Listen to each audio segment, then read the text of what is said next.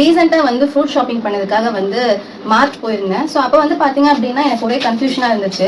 ஒருத்தவங்க என்ன பண்ணிட்டாங்க அப்படின்னா ட்ராலி கொண்டு வந்து அந்த ஃப்ரூட் பேக் ஆரஞ்சை வந்து அப்படியே எடுத்து எதுவுமே செக் பண்ணல.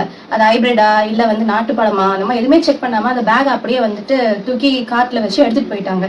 என்னடா இது அவங்க எதுவுமே பார்க்கலையே, எதுக்காக வந்து இப்படி எதுவுமே கவனிக்காம அவங்க வாட்டுக்கு எடுத்துகிட்டு போகிறாங்க அப்படின்னு சொல்லிட்டு வந்து எனக்கு ரொம்ப கன்ஃபியூஷனாக இருந்துச்சு. எனக்கு எப்பவுமே வந்துட்டு கன்ஃபியூஷனாக இருந்துச்சு அப்படின்னா அது வந்து தெரிஞ்சுக்கணும். ஸோ அதுக்காக வந்து நான் என்ன பண்ணேன் அப்படின்னா வந்து நிறைய சர்ச் பண்ண ஆரம்பிச்சிட்டேன். எதனால வந்து அவங்க அதை எடுத்துகிட்டு போனாங்க, கொஞ்சம் கூட கண்டுக்காம வேற எடுத்துகிட்டு போயிருந்தாங்க. ஸோ அப்படி நான் சர்ச் பண்ணப்போ எனக்கு வந்து ஒரு விஷயம் வந்து தெரிஞ்சது. அது எனக்கு ரொம்ப ஷாக்கிங்காகவும் இருந்தது. நிறைய மக்களுக்கு வந்து இது தெரியல அப்படிங்கிறதும் எனக்கு வந்து ஃபீல் ஆச்சு. ஸோ அதை வந்துட்டு அந்த ஆரஞ்சஸ் வந்துட்டு நல்லா கிலோ கணக்கில் அவங்க எடை போட்டு வச்சிருந்தாங்க. அது பார்த்தீங்கன்னா அந்த ரெட் கலர்ல ஒரு பேக் மாதிரி நெட்டு வந்து யூஸ் பண்ணி அப்படியே நல்லா முடிச்சு போட்டு பேக் மாதிரி அவங்க வந்து வச்சிருந்தாங்க. அதை பார்த்ததும் வந்துட்டு என்னதான் பிரச்சனை, இதுல என்ன இருக்கு அப்படின்னு சொல்லிட்டு நான் யோசிச்சப்போ எனக்கு வந்து ஒரு விஷயம் வந்து கண்டுபிடிச்சேன். என்ன அப்படின்னா அந்த பேக் இருக்கு இல்லையா, அது வந்து ரெட் கலர்ல இருக்கு.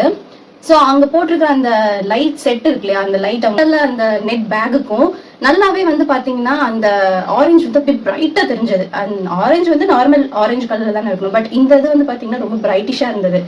ஸோ இதனாலதான் வந்து பாத்தீங்கன்னா அவங்க எதுவுமே ஜட்ஜ் பண்ணாம அவங்க வாட்டிக்கு எடுத்துட்டு போயிட்டாங்க. ஆக்சுவலா இது வந்துட்டு ஒரு சைக்காலஜிக்கல் அண்ட் ஆல்சோ பாத்தீங்கன்னா ஒரு மார்க்கெட்டிங் ஸ்ட்ராட்டஜி.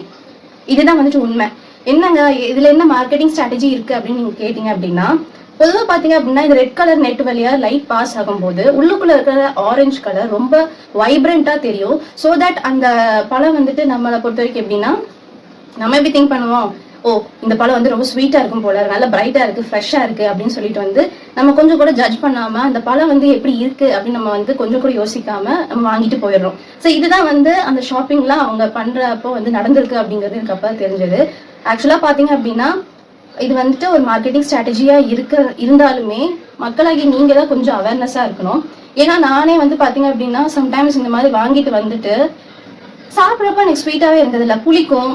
ஸோ ஒரு ரொம்ப மெச்சூர்டான ஆரஞ்சஸ் மாதிரி வந்து நான் வந்து சாப்பிட்ருக்கேன், ஃபீல் பண்ணியிருக்கேன். இது ரொம்ப மெச்சூர்ட் ஆயிடுச்சு, நல்லாவே இல்லை அப்படின்னு சொல்லிட்டு. பட் நம்ம மைண்ட் வந்து நம்ம கிட்ட என்ன சொல்லுது அப்படின்னா இந்த மாதிரி ரெட் கலர்ல நல்லா இருந்துச்சு அப்படின்னா பிரைட்டிஷா இருந்துச்சுன்னா அந்த ஃப்ரூட் தான் வந்துட்டு நமக்கு வந்து கரெக்டான ஒரு ஃப்ரூட் அப்படின்னு சொல்லிட்டு வந்து டிசிஷன் பண்ண வச்சது.